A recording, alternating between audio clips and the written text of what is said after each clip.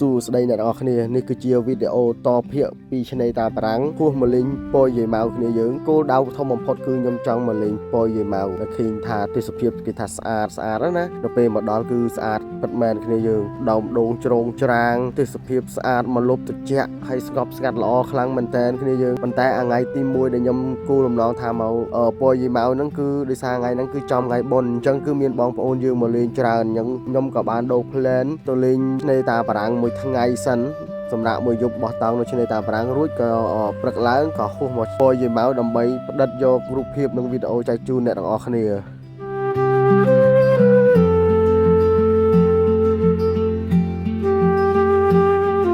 Hello គ្នាយើងបានចេញពីឆ្នេរតាបារាំងហើយខាងក្រោយនេះឥឡូវយើងទៅខាងពយយាយម៉ៅដោយសារគម្រោងបោះតង់នៅពយយាយម៉ៅតែបានបោះទេប៉ុន្តែយើងទៅលេងទៅថតរូបលេងទៅថាមិនមិញមនុស្សច្រើនពេកចាស់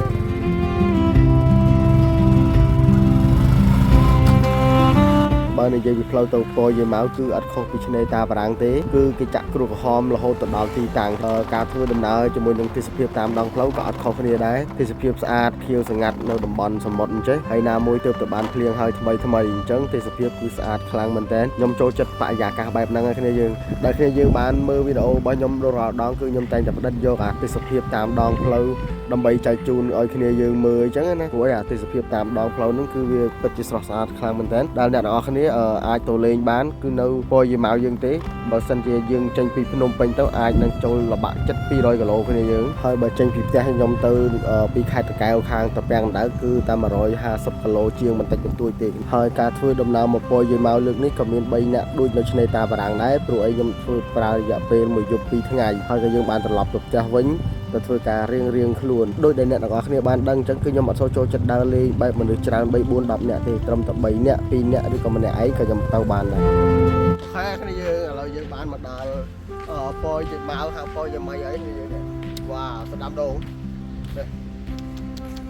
អូខេស្អាតណាស្អាតខ្លាវាអត់មានឆ្នេរស្អាតតែវាមានដើមដូងច្រើនវ៉ាវស្អាត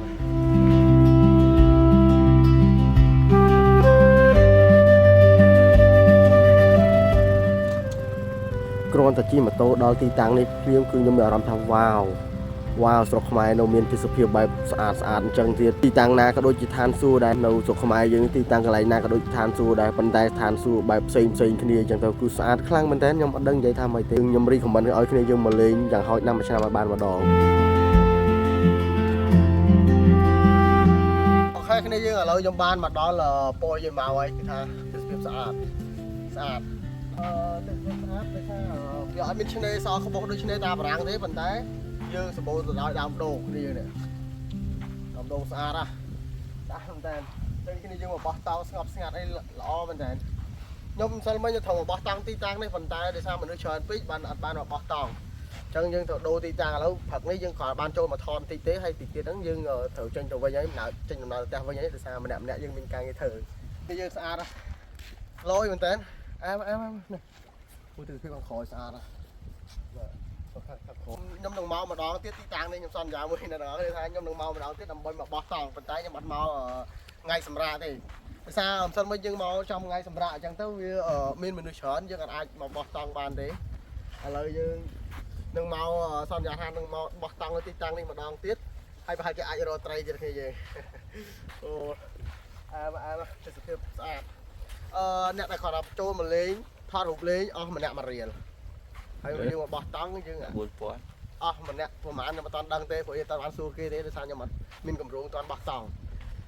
មកគ្នាយើងស្អាតណាលេងបាន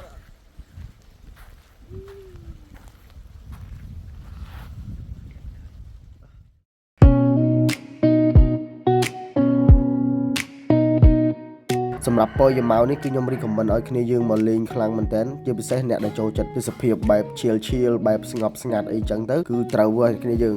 ដោយសារកន្លែងនេះវាមានដើមដូងច្រើនហើយស្ងប់ស្ងាត់ល្អទេសភាពវិញក៏ថាអែមដែរជាមួយនឹងសមុទ្រជាមួយនឹងដើមដូងហើយឆ្នេរក៏វាមិនអាក្រក់ដែរអ្នកទាំងអស់គ្នាគ្រាន់តែវាមិនសដូចឆ្នេរតាបារាំងប៉ុន្តែឆ្នេរអាចគួយលេងបានយើងអាចដេកលើឆ្នេរលេងក៏បានដែរអ្នកទាំងអស់គ្នាគាត់ថាវាឆ្នេររាងខ្លីវាអត់សដូចឆ្នេរតាបារាំងទេប៉ុន្តែទេសភាពវិញញាក់ហើយអ្នកគ្នាយើងស្អាតណាស់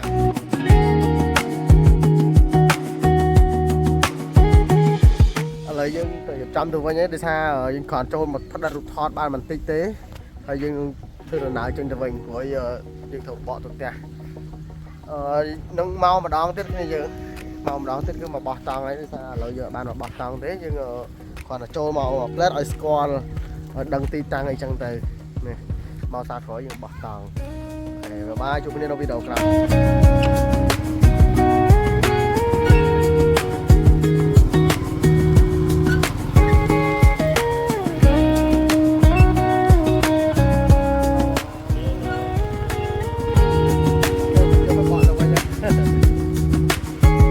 ហើយវីដេអូនេះគឺខ្ញុំអរគុណច្រើនមែនតើសម្រាប់អ្នកដែលគាត់បានចូលមើលរហូតដល់5នាទីគុណច្រើនសម្រាប់តាមដានទស្សនាវីដេអូរបស់ខ្ញុំអញ្ចឹងខ្ញុំនឹង